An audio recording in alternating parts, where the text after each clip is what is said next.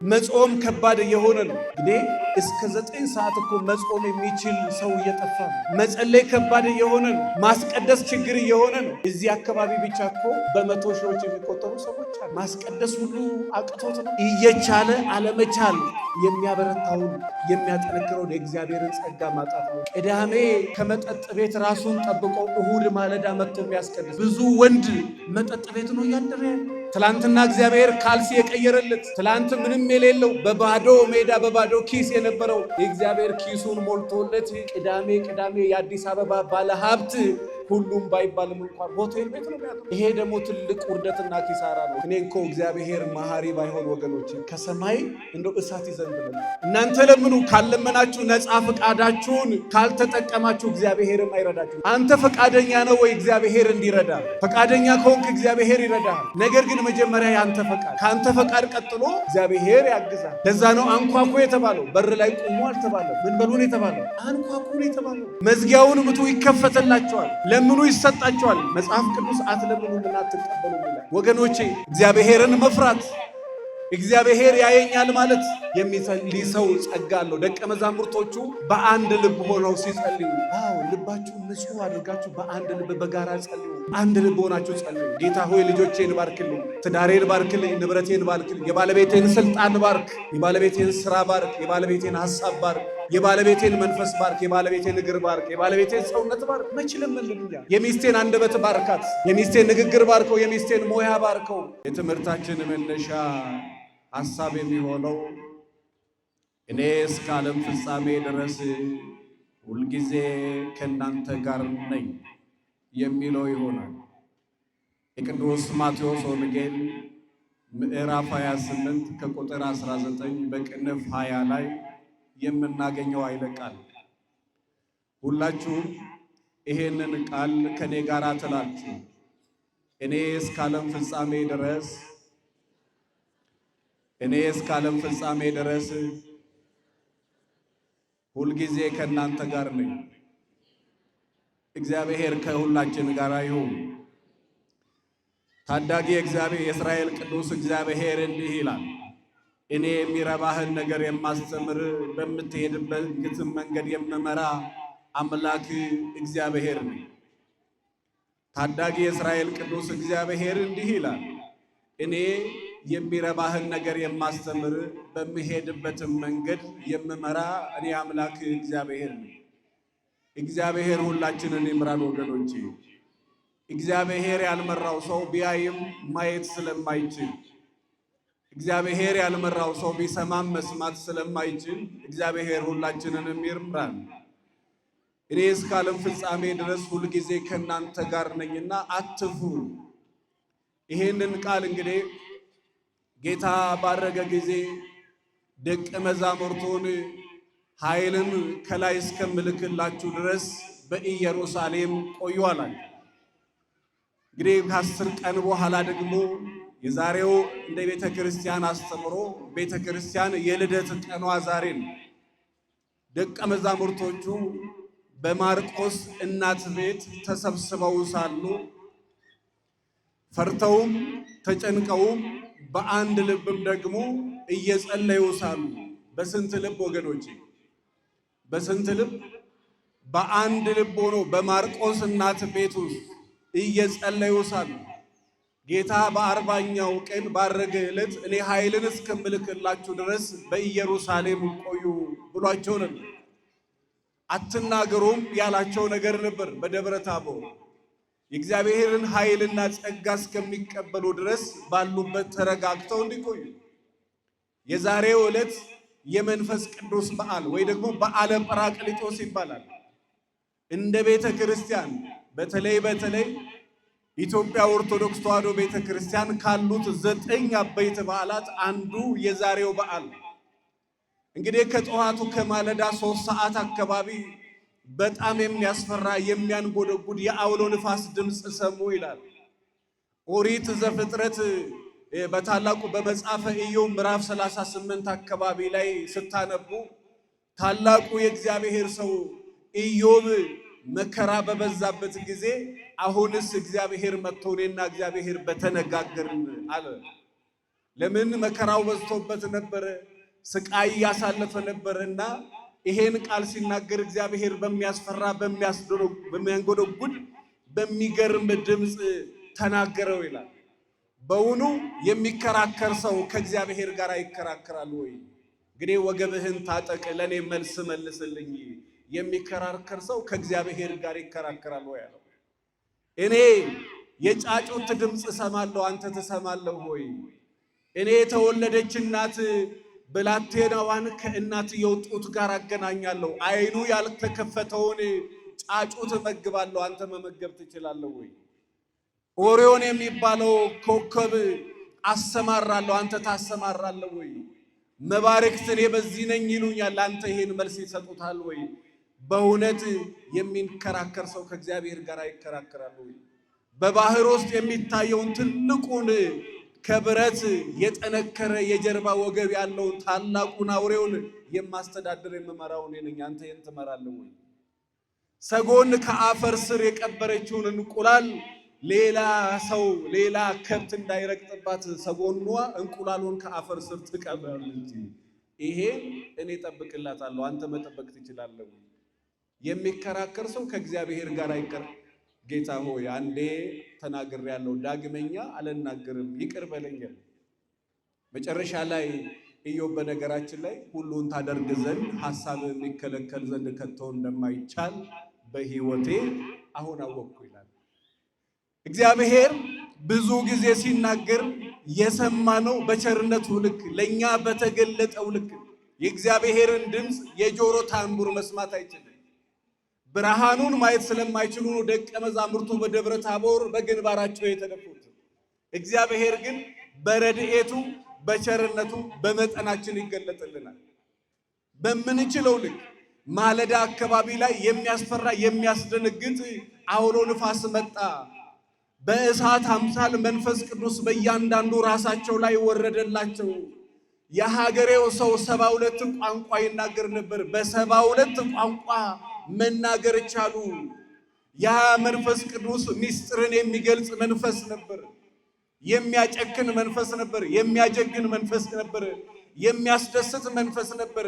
ለሰው ልጅ የሚያስፈልጉ 7ቱ መሰረታዊ ነገሮች ያሉበት ደስታን የሚሰጥ የሚያጸና የሚያረጋጋ ምስጢርን የሚገልጽ መንፈስ ነበር። ያ መንፈስ በራቸውን ከዛ በኋላ በፊት የነበራቸውን ማንነት አልነበራቸውም። ወገኖች በፊት ይፈራሉ፣ ይጨነቃሉ።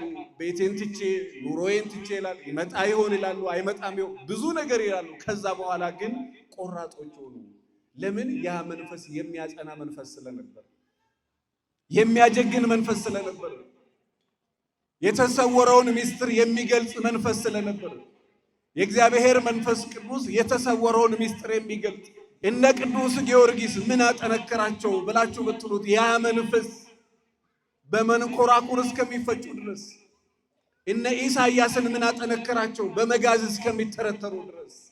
እግዚአብሔር በልባቸው የነገሰው ሰዎች ወገኖቼ፣ መጽሐፍ እንደሚለው ከናንተ አይኑን ያሰናከለችው ቢኖር አይኑን አውጥቶ ይጣላት። ሙሉ ሰውነቱ ወደ ገሃነም ከሚጣል አንድ አይኑ። እጁ ያሰናከለችው ሰው ቢሆን እጁን ቆርጦ ይጣል። እግሩ ያሰናከለችው ነው እግሩን ቆርጦ ይጣል። ከነ ሙሉ ነፍሱ ወደ ገሃነም ከሚጣል ይሻለዋል ይላል መጽሐፍ።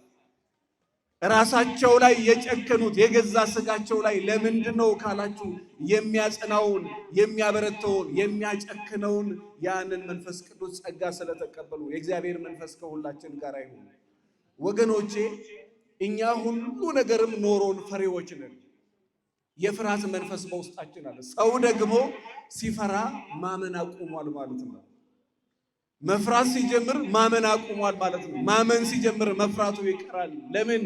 ምንም የሚያስፈራ ነገር የለም። ታላቁ በዚህ በትንቢተ ዘካርያስ ምዕራፍ 4 ከቁጥር 7 ላይ እንደዚህ ይላል፣ አንተ ተራራ ሆይ በፊቴ ምንድነህ? በዘሩባቤል ፊት ለፊት ደልዳላ ሜዳ ትሆናለህ ይላል። ማንን ይዣለውና? የሰራዊት አምላክ እግዚአብሔርን ይዣለውና። ማንን ይዣለውና? የሰራዊት ጌታ እግዚአብሔርን ይዣለውና አንተ ተራራ ሆይ በፊቴ ምንድነህ? በዘሩባቤል ፊት ለፊት ደልዳላ ሜዳ ትሆናለህ። እግዚአብሔርን ለያዘ ሰው ሁሉ ይቻላል። ለዛ ነው ቅዱስ ጳውሎስ በሮሜ 8 ምዕራፍ 31 ላይ እንግዲህ ምን እንላለን? እግዚአብሔር ከኛ ጋር ከሆነ ማን ይቃወመናል? ማን ከኛ ጋር ከሆነ ማን ከኛ ጋር ከሆነ እንግዲህ ምን እንላለን? እግዚአብሔር ከኛ ጋር ከሆነ ማን ይቃወመናል?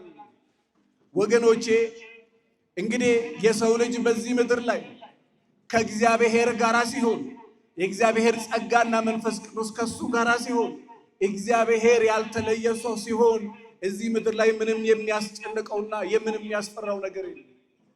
ምንም ባይኖረው እንኳን በእግዚአብሔር እምነቱ ብዙ ነው። በእግዚአብሔር እምነቱ ሙሉ ነው። ምንም ባይኖር በማን እምነቱ? ወገኖች ስላለው አይደለም ሰው ልቡ ሙሉ የሚሆነው። ያ ንዕማን የሚባለው የሰራዊት አለቃ እኮ ወደ እግዚአብሔር ሰው ወደ ነቢዩ ዘንድ ሄዶ እባክን ብትወድስ ከለምጼ አንጻኝ ሲለው ወደ ባህር ግባ 7 ጊዜ ብቅ ጥልቅ በል ሲለው እሺ ብሎ ወደ ባህር ገብቶ ከለምጹ ሲነጻ በእውነት ያንተ አምላክ የተባረከ አምላክ ብሎ ነው የመሰከረው። ከሀገሬ ወርቅና ጨርቅ አምጥቼልሃለሁ እባክህን ተቀበለኛል። ምን ብሎ መለሰለት? በሕያው እግዚአብሔር እምላለሁ ያለኝ ይበቃኛል። ያለኝ ምን ይለኛል? እስኪ ተናገሩ። ያለኝ ይበቃኛል። የእግዚአብሔር ጸጋና ሰላም ከእርሱ ጋር የሆነው ሰው የሚያኖረው ያለው ነገር ሳይሆን እግዚአብሔር እንዳለው ያስባል። የሚያኖረን ያለን ነገር ሳይሆን እግዚአብሔር ነው። ማን ነው ወገኖች? ማን ነው? ባለው ልክ ሰው ሳይኖር ቀርቶ እናውቃለን። ገንዘብ እያላቸው መታከም ሳይችሉ የሞቱ ሰዎች እናውቃለን። ገንዘብ እያላቸው ሆስፒታል ሄደው መርፌ ለመወጋት አቅም ያጡ ሰዎች እናውቃለን። ገንዘብ እያላቸው መዳን ያልቻሉ ሰው ማዳን የሚችል እግዚአብሔር ብቻ ስለሆነ ማን ብቻ ስለሆነ ወገኖቼ የምንኖረው ባለን ልክ ሳይሆን እግዚአብሔር ባኖረን ልክ ነው። ማን ባኖረን ልክ ነው? እግዚአብሔር። በሕያው እግዚአብሔር እምላለሁ ያለኝ ይበቃኛል። ንብረት የለም፣ ቤት የለም፣ ትዳር የለም፣ ምንም ነገር የለም። ነገር ግን ልቡ በእግዚአብሔር የታመነ ሰው ነበር። በማን የታመነ ሰው? በእግዚአብሔር። ኃይልን ከላይ እስከምልክላችሁ ድረስ በኢየሩሳሌም ቆዩአል። እግዚአብሔር መንፈስ ቅዱስን ከላከላቸው በኋላ በጣም ብርቱዎች፣ በጣም ጨካኞች ሆኑ። እኛ ለምንድነው ፈሪዎች የሆነው? እኔ እስከ ዓለም ፍጻሜ ድረስ ከእናንተ ጋር ነኝ ካለ ሁልጊዜ እኔ እስከ ዓለም ፍጻሜ ድረስ በሥጋ ሁሉ ላባሽ ላይ መንፈሴን አኖራለሁ፣ እኔ ከእናንተ ጋር ነኝና አትፍሩ። በዚህ የዮሐንስ ወንጌል ደግሞ ምዕራፍ 14 ከቁጥር 18 ላይ ወላጆች እንደሌላቸው ልጆች አልተዋችሁም እንዳለ ሁልጊዜ አልተዋችሁም፣ ከእናንተ ጋር ነኝ፣ አትፍሩ፣ እኔ እግዚአብሔር እረኛዬ ነው እንዳለው ነቢዩ እኔ እረኛችሁ ነኝ ብሏል። ነገር ግን ለምንድነው የሰው ልጅ አሁንም ልቡ ቢጨነቀው? ለምንድነው አሁንም ልቡ የሚፈራው? ለምንድነው ገንዘብ ያለው ሰው መረጋጋት ያቃተው? ለምንድነው ሰው እያደገ ሲሄድ እምነቱ እየሞተ የሚሄደው? አንድ ምሳሌ ልንገራችሁ፣ ትምህርት ያጭር ወገኖቼ። ገንዘብ ሲኖር ሰው ልጅ እምነቱ እየሞተ ይመጣል። ለምን መሰላችሁ? በገንዘቡ መታከም ይችላል። በገንዘቡ ባለስልጣን ማናገር ይችላል። በገንዘቡ ብዙ ነገር ማድረግ ይችላል። ሁሉን ነገር ማድረግ ሲችል እምነቱ በራሱ ጊዜ እየሞተ ይመጣል። ለምን? እግዚአብሔር ላይ ያለው እምነት በራሱ ጊዜ እየቀጨጨ ይመጣል። ለምን? እምነት ካላሳደግከው በስተቀር ደቀ መዛሙርቶቹ ጌታ ሆይ እምነት ጨምርልን ብለው ለምነውታል። እናንተ እምነታችሁ የሞተ እምነታችሁ የታለ ብሎ ሲናገራቸው ጌታ ሆይ እምነት ጨምርልን። ሰው እየኖረው ሲሄድ ብዙ ነገር እያደረገ ሲሄድ ከፍ እያለ ሲመጣ ከእግዚአብሔር ጋር ያለውን ነገር እያሳደገ ካልሄደ በስተቀር እየሞተ በገንዘቡ እንደሚኖር በገንዘቡ እንደሚታከም ኢትዮጵያ ውስጥ መታከም ካቃተው ታይላንድ እና ካናዳ አውስትራሊያ ሄዶ መታከም እንደሚችል እንዳትሸወዱ። ታይላንድ ሄዶ ሬሳ የመጣ ሰዎች እናውቃለን። እዚህ የሚያድነው ማን ነው? እዛ የሚያድነው ማን ነው? ካናዳ ሄደው ሬሳቸው የመጣ ሰዎች እናውቃለን። ሀገራቸው ለመቀበር ያልበቁ ሰዎች እናውቃለን። ወገኖቼ እዚህ ድናለው እዛ ድናለው በስጋ ለባሽና ባለው ነገር የሚመካ የተረገመ ይሆን ይላል። የሚመካ ቢኖር በማን ይመካ ይላል? በማን ይመካ ይላል? የሚመካ ቢኖር በእግዚአብሔር ይመካ። ምድር ላይ ምንም ነገር የሚያስመካ አይደለም። የሚመካ ካለ ግን በሕያው እግዚአብሔር ይመካ።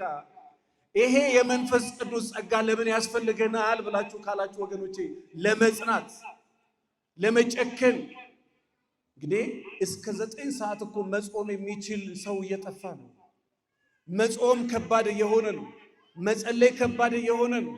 ማስቀደስ ችግር እየሆነ ነው። እዚህ አካባቢ ብቻ እኮ በመቶ ሺዎች የሚቆጠሩ ሰዎች አሉ። ማስቀደስ ሁሉ አቅቶት ነው። እየቻለ አለመቻል የሚያበረታውን የሚያጠነክረውን የእግዚአብሔርን ጸጋ ማጣት ነው። እግዚአብሔር ጸጋ መንፈስ ቅዱስ ለሁላችን ይላክልን። እንደዛ ካልሆነ አንበረታም። እንደዛ ካልሆነ አንጸናም። በቤታችንም በትዳራችንም በድህነታችንም አንጸናም። እኔ ይገርመኛል። በተለይ ድሮ እናቶቻችን ብዙ ነገር ተሸክመው መጠጡን፣ ሱሱን፣ ድካሙን፣ ባህሪውን ብዙ ነገር ተሸክመው ይኖራሉ።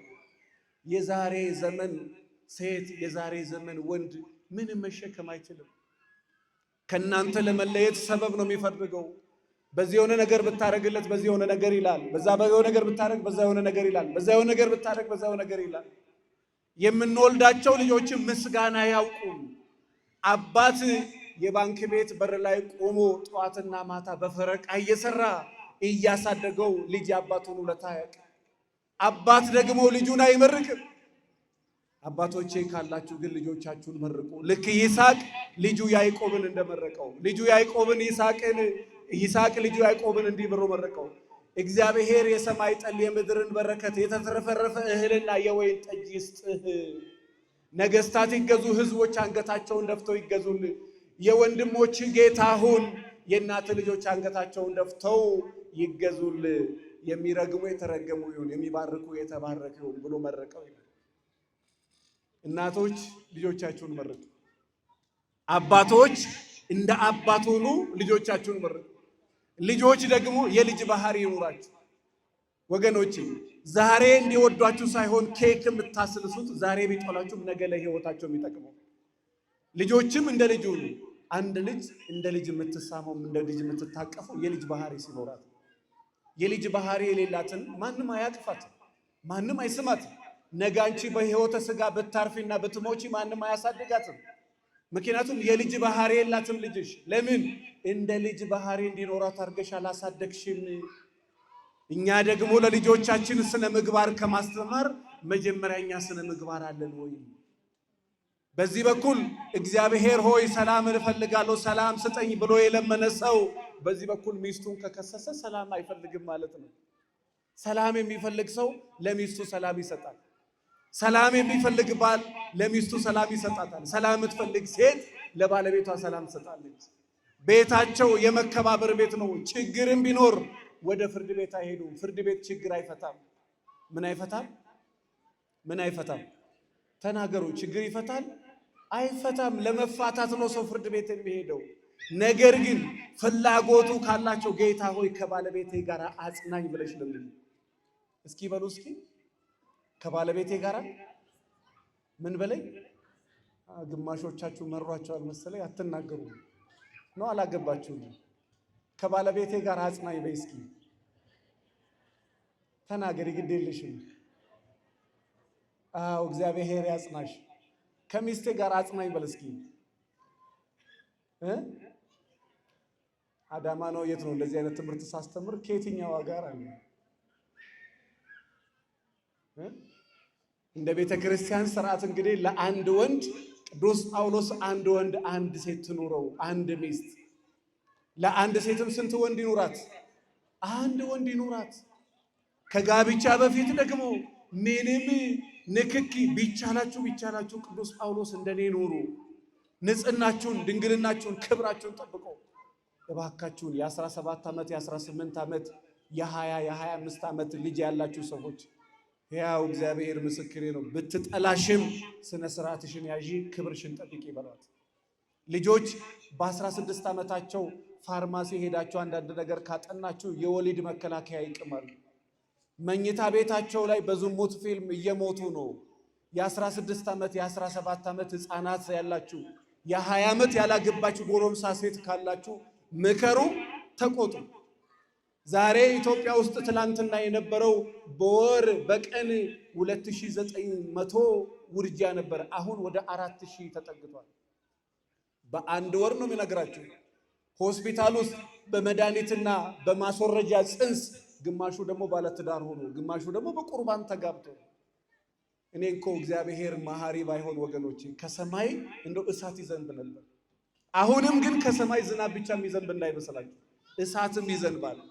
ስለዚህ ልጆቻችሁን መከሩ፣ ልጆችም ተመከሩ በእናቶቻችሁ በአባቶቻችሁ፣ አባቶችም ልጆቻችሁን መከሩ፣ እናቶችም ደግሞ ልጆቻችሁን ለመምከር። እኔ እንደው ልጆቻችን በስነ ስርዓት እንዲያድጉ እንፈልጋለን ብሎ ሊማከሩ የመጡ ሰዎች ነበሩ።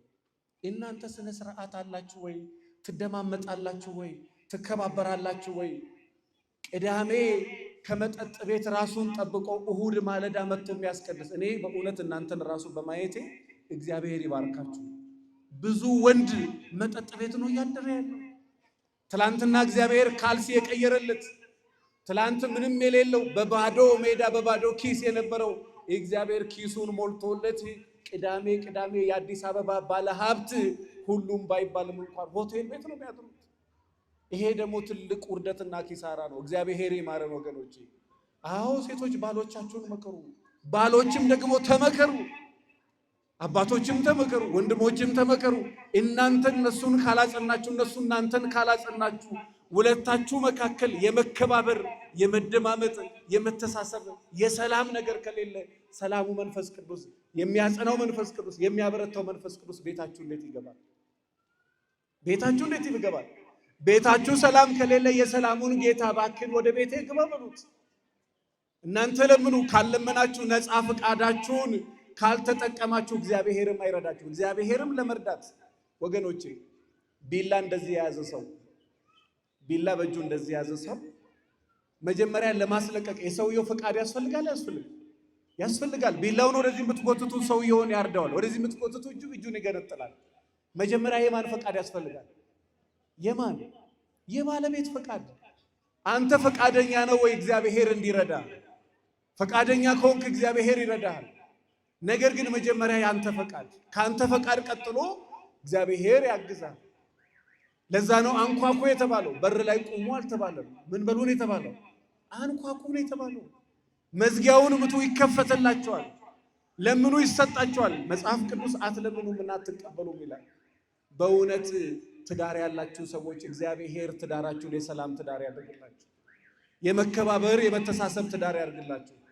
ዮሐንስ አፈወርቅ ቅዱስ ዮሐንስ አፈወርቅ ትንሿ ቤተ ክርስቲያን ትዳር ናት ይላል። እግዚአብሔር የሚከብርባት፣ ሰው የሚወለድባት፣ እግዚአብሔር ሰውን የሚፈጥርባት ትልቋ ተቋም ትንሿ ተቋም ቤተ ክርስቲያን ትዳር ናት ይላል። በጋብቻ መካከል እግዚአብሔር የሚሆነው መቼ ነው ካልሽ፣ አንቺ ደግሞ ባለቤትሽን ጌታዬ የምትዩ ከሆነ አባቴ የምትዩ ከሆነ።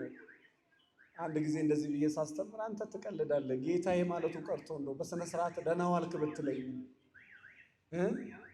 ወገኖቼ ሚስትን መናቅ ክርስቶስን መናቅ፣ ባለቤትን መናቅ ክርስቶስን መናቅ። ታምናላችሁ? ባሎቻችሁን አክብሩ።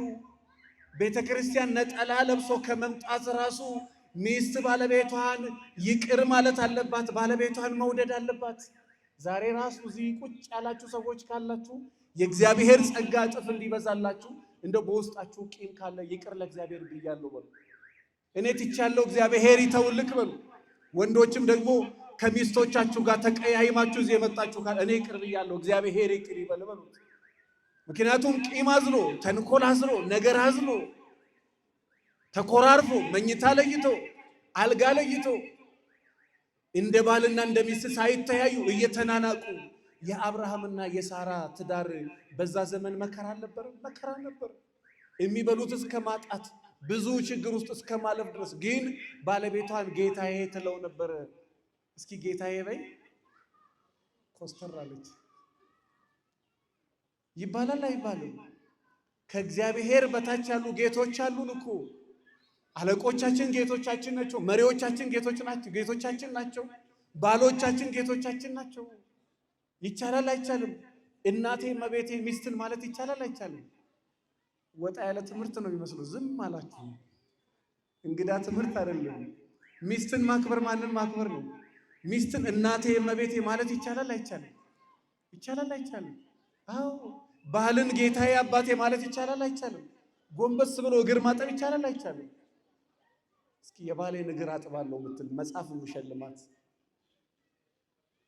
እስቲ እግር እንዳለው ራሱ የምታውቅ እግር ራሱ እንዳለው ታውቂያለሽ? እግር ማጠብ ብርቅ ሆኖ በዚህ ዘመን ላይ እባክሽን እግሩን እጠቢ ይባላል። አንቺ እግር እንዳለው ራሱ ታውቂያለሽ? በዚህ ሁሉ 20 ዓመት አንዴ እኔ እናት ነችና እዚህ ወለንጭቲ ቤት ሀገር ሳስተምር ባለፈው በቀደም አንተ ስታወራ ነው የሰማሁትና በትዳር 19 ዓመት ኖረናል። አንድ ቀን እግሩን አጥቤ አላውቅም። ምን እንደሆንኩ አላውቅም አለች። እንደው ቢሞት ምን ትያለሽ? ታለቅሻለሽ? የባልን እግር ማጠብ ክብር ነው ነውር ነው? ተናገሩ እስኪ። ውስጣችሁ ቁስልም ቢኖር ተናገሩ። ክብር ነው ነውር ነው?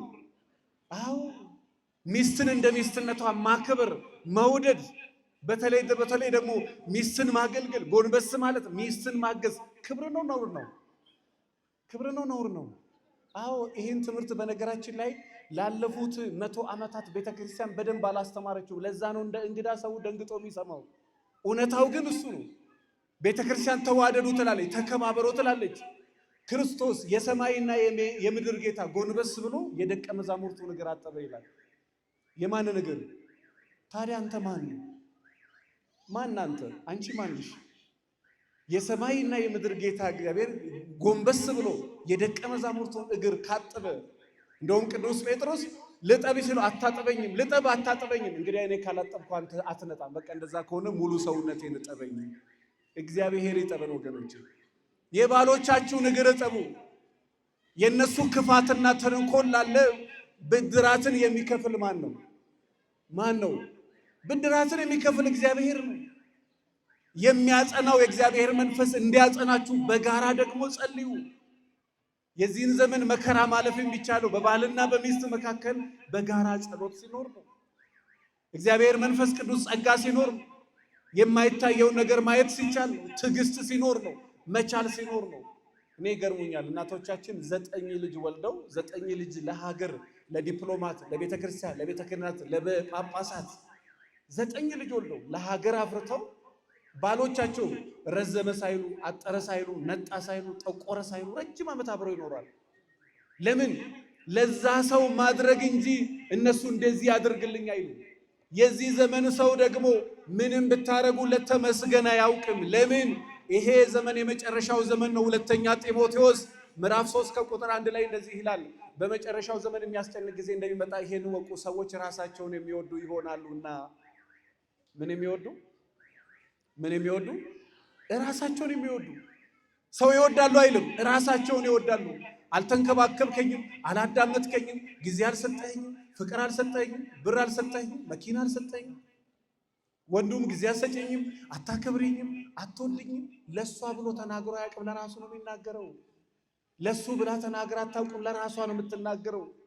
ወገኖቼ ቤታችሁ ደግሞ የሰላም ቤት እግዚአብሔር መንፈስ ቅዱስ የገባበት ቤት እንዲሆን ከፈለጋችሁ የመጀመሪያና መጨረሻው 3 ነገር ልንገራችሁና ትምህርቴን ልጨርስ። መጀመሪያ እግዚአብሔርን መፍራት ነው። እስኪ በሉልኝ፣ ማንን መፍራት ነው? እግዚአብሔርን መፍራት። ትዳር የእግዚአብሔር ስጦታ ነው። እግዚአብሔር የሰጠህን ነገር አክብረ መኖር ከፈለክ መጀመሪያ እግዚአብሔርን እንደ እግዚአብሔርነቱ መጠን ማክበር፣ እግዚአብሔርን መፍራት። እግዚአብሔር ያየኛል ማለት ለትዳር መታመን፣ ስልክ ላይ ያለውን ኮተት ካለ ንጹህ ማድረግ። በትዳራችሁ ላይ የምትማግጡ ሰዎች ካላችሁ የክርስቶስን ኪዳን ነው እያፈረሳችሁ ያላችሁት። ስለዚህ አንድ ቀን መፍረሳችሁ አይቀርም። መስቀል ጨብጦ መጽሐፍ ቅዱስ ይዞ እኔ ምንም ማድረግ ያላቅም ብሎ ሚስቱ ላይ ማግጦ ንስሐ አባቱ ፊት ለፊት ይምላል። እግዚአብሔር እንደማያይ ዝም ይላል፣ እንደማይሰማም ይታገሳል። ጆሮን የፈጠረ አይሰማም፣ ዓይንን የፈጠረ አያይም እንደሚል መጽሐፍ ጠበቀና ከዛን እንደው እንደለመደው እዚህ ሲል ጎበዝ ሴት አጋጠመችው። ቆሜ ርቀር ነው በ40 ዓመት ዘር መተካት አለብኝ ብላ እዛ ሲል አንድ ሴት ጋር ተገናኘ። ያቺ ሴት ልጅ ወለደች። መጽሐፍ ቅዱስ ይዞ መስቀል ይዞ የማለ ሰው፣ የሚታወቅ ትልቅ ቦታ ላይ ያለ ሰው፣ የማይሰወር ምስጢር ያለው ሰው ነው። ከዛ በኋላ እንደው ባክህን ላንተ ስምም ስል ከዚህ ሀገር ወደ ሌላ ሀገር ጠፍቼ ልጄን አሳድጋለሁ፣ ክርስትና ናና ልጅ እግዚአብሔር ያሳድግልሽ በለኝ፣ በቃ ወልጃለሁ ትሏለች። እሺ ብሎ የክርስትና ቀን ደግሞ ድጋሜ ይሄዳል። የዛ ቀን ሁለተኛ ሊተረገዝ መጽሐፍ ቅዱሱ ይዞ የማለው ሰው እግዚአብሔር ሲያዋርደው በአደባባይ እኔ ያልማግጥም ከማንም ጋር አላወራም ያለው ሰው እግዚአብሔር ከሁለት ልጅ ጋር ወገኖቼ ከሰው ቢደበቅ ከእግዚአብሔር መደበቅ ይቻላል? ይቻላል? አው ከሚስቴ ደበቅኩኝ ብሎ ካርታ ፕላን ያለው ቤት ገዝቶ በኮሪደሩ ፈርሶ 100 ሚሊዮን ብር ገደል ገብቶበት ያውቃል። ከሚስቶቻችሁ ንብረት አትደብቁ ወገኖች። የእናንተን ለሰው አትስጡ፣ ምናልባት የሰው ግን አትመኑ። እግዚአብሔር የኔን ባርክልኝ በሉት። ከባረከኝ እናንተን ባርኮ ይስጣችሁ። የሰው ነገር አትመኑ። ለምን? የእናንተን ብዙ ነገር ይዞ ይሄዳል። ከሚስቶቻችሁ ንብረት አትደብቁ። ከባልሽ አትደብቂ። ለባለቤትሽ ግልጽ ሁኚ። ከባለቤትሽ ጀርባ ብታወሪ ዮሴፍ እኮ የተመኘችው የንጉስ ሚስት ናት። የትልቅ ንጉስ ሚስት ወድጄሃለሁ ፈቅጄሃለሁ አለችው። የለም ንጉስ በብዙ ነገር ሾሞኛል፣ ባንቺ ላይ አልሾመኝም። ሰራተኞቹን አስወጣችና አሁን እኔ እናንተን ያለነው ማንም አያየንም። እኔ እኮ ሰው አይደለም የምፈራው፣ ጨለማ የማይጋረደው መጋረጃ የማይጋረደው የሰማይ አባቴ እግዚአብሔርን ነው የምፈራው አላት። እግዚአብሔር በባዕድ ሀገር ከንጉሱ እኩል እንዲከበረው ያደረገው ሰው ዮሴፍ ከምን ይመስላችኋል? ከታማኝነት ለእግዚአብሔር ስለታመነ ለሰውም ስለታመነ። ወገኖቼ ለሚስቶቻችሁ ታመኑ። እሺ በሉ፣ እሺ በሉ። አዎ ለባሎቻችሁ ታመኑ፣ ለሚስቶቻችሁ ታመኑ፣ ለጌቶቻችሁ ታመኑ፣ ለመሪዎቻችሁ ታመኑ። ይሄ የመጽሐፍ ቅዱስ ሐሳብ። መጽሐፍ ቅዱስ እንግዲህ ግማሽ ግማሹን ካልተቀበልን በስተቀር ለጌቶቻችሁ ተገዙ ይላል፣ ለባሎቻችሁ ተገዙ ይላል፣ ለሚስቶቻችሁ ተገዙ ይላል። ሁለተኛው የመጀመሪያው እግዚአብሔርን መፍራት፣ ሁለተኛው ቤት የሚጸናው በጸሎት ነው። የሚጸልይ ሰው ጸጋ አለው። ደቀ መዛሙርቶቹ በአንድ ልብ ሆነው ሲጸልዩ በስንት ልብ? በስንት ልብ? አዎ ልባችሁን ንጹህ አድርጋችሁ በአንድ ልብ በጋራ ጸልዩ። መጽሐፍ ቅዱስ አትለምኑምና አትቀበሉም ይላል። በአንድ ልብ ሆናችሁ ጸልዩ። ጌታ ሆይ ልጆቼን ባርክልኝ፣ ትዳሬን ባርክልኝ፣ ንብረቴን ባርክልኝ፣ የባለቤቴን ስልጣን ባርክ፣ የባለቤቴን ስራ ባርክ፣ የባለቤቴን ሐሳብ ባርክ፣ የባለቤቴን መንፈስ ባርክ፣ የባለቤቴን እግር ባርክ፣ የባለቤቴን ሰውነት ባርክ። መች ለምንልኛ? የሚስቴን አንደበት ባርካት፣ የሚስቴን ንግግር ባርከው፣ የሚስቴን ሞያ ባርከው። እጇ ካልተባረከ ሁለቱ ጨው ካለው ሁለቱ ጨው የለው። ያ የፈረደበት ፍትፍት አብኩታ ትለቃለች። በታይፎር ታይፈስ ትሞታለች። የሆነ ቦታ ሄጄ ሳስተምር እባክህን ስለ ምግብ በደንብ ስለ ምግብ ንጽህና በደንብ አስተምራለሁ። ምን ነው ስለው ሚስቴ ዘጋለች እና በታይፎር ታይፈስ ልሞትልህ ነው አለኝ። በቃ ብረድስቱ 15 ዓመት ታጥቦ አያውቅም። እዛው ለቅለቅ አድርጋ እዛው ላይ ለቅለቅ አድርጋ እዛው ላይ እና ሁሌ መርፌ ከኋላ ከፊት እንደተወጋው ነው። እባክህ ሚስቴ ዘጋለች እና ስለ ንጽህና በቃ ታቦካለች አለ። አንዳንዶቻችሁ ራሳችሁ ስለምታውቁት ትስቃላችሁ። እግዚአብሔር ይማረው። በጸሎት ቤት ይጸናል። የመጨረሻው ደግሞ ወገኖቼ በባልና በሚስት መካከል ቤተክርስቲያን የምታስተምራችሁ እሺ ካላችሁና ከሰማችሁ እንደው ትልቅ ዓለማችን ላይ የተፈጠሩ የጦርነት ወሬዎች እንኳን በንግግር ተፈተዋል። መነጋገር ተቻቻሉ። ተነጋግሮ መግባባት ባይቻል ተነጋግሮ መለያየት ይቻላል። በንግግር መኑ።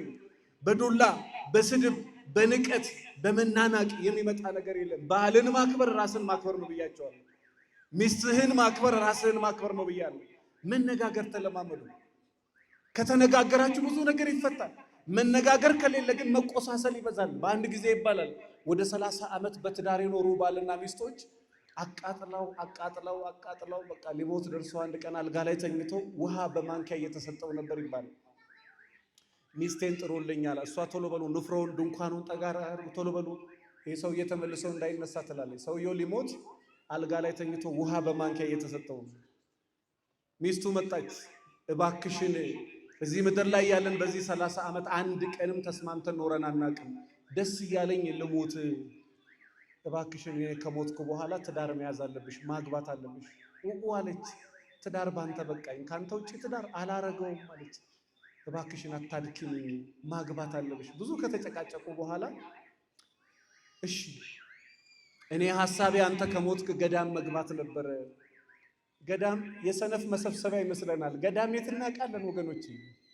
ገዳም እናቶቻችን እግራቸው ሳንቲም እስከሚያስገባ ድረስ የወጋቸው ሾክ ውስጣቸው እስከሚበሰብስ ድረስ ያለምን ጨጓራ ሳይሉ ጉበት ሳይሉ ደም ግፊት ሳይሉ ወገባቸው እስከሚንቀጠቀጥ ድረስ ሌሊትም ስራ ቀንም ስራ፣ ሌሊትም አገልግሎት ቀንም አገልግሎት። እኛ 3 ቀን ደብረ ሊባኖስ ሄደን ስንመጣ ገዳም የምናውቅ ይመስለናል። ሰውነታችን መች እንደዛ ስራ ለመደና።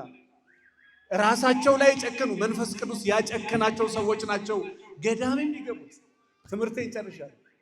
ከዛ በኋላ እንደው ደስ እያለኝ ልሞት እባክሽን እሺ በይ አግቢ። እሺ አገባለሁ።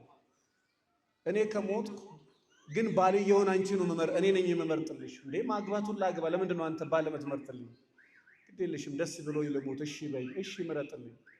ከዚህ ከኛ ቤት በታች አቶ በቀለ እዚህ ካለ ደግሞ ይቅርታ እሺ። ለምሳሌ አቶ በቀለ የሚባለውን ይሄ ያንተ ጠላት ያንተን ጠላት በቀለ የሚባለውን አላገባም። እንደውም አንተ ከሞትክ ያሰብኩት እዚህ አዲስ መሬት የገዛ ሰው እያለ እዛ አካባቢ ዘይት ቤት ያለው አለ፣ እዚህ ደግሞ አዲስ ተከራይ አለ፣ እዛ ደግሞ አንድ የፈታ ሰው አለ። አንተ ከሞትክ እንደውም እሱን ነበር ያሰብኩት። ለምንድን ነው ጠላትህን እንዳገባ የፈለግከው? እንደኔ አቃጥለሽ እንድገይልኝ ፈልጌ ነው አላት ይባላል። ወገኖቼ እግዚአብሔር እንደዚህ ለመቆሳሰል ሳይሆን ተሳስበን ተነጋግረን የእግዚአብሔርን መንግስት በጋራ እንድንወርስ ነው ጋብቻን ያስቀመጠን። ታውቃላችሁ ከገዳም እንደመጣ ጌታ ወደ ዶኪማስ ሰርግ ቤት ነው ሄደው ጋብቻቸውን ሊባርክላችሁ። ስለዚህ ያ የሰላም ጌታ የፍቅር ጌታ በቤታችሁ ገብቶ የባርክላችሁ ዘንድ ጋብቻችሁን ከፈለጋችሁ እግዚአብሔር የነገሰበት ትዳር፣ መደማመጥ ያለበት ትዳር፣ መተሳሰብ ያለበት ትዳር፣ የሰላም ትዳር ቤታችሁ እንዲሆን መጀመሪያ እግዚአብሔርን ማስገባት፣ ከዛ በኋላ መጸለይ፣ ከዛ በኋላ እኔ እናንተን ይሄ ነገር ሊያግባባን ይችላል ብላችሁ ቅድመ መከላከል ስራ መስራት። ከዛ ደግሞ ሴቶቻችን እባካችሁን ሁልጊዜ ነግራችኋለሁ፣ መጽሐፈ ምሳሌ ምዕራፍ 31ን ገብተሽ አንብቢ።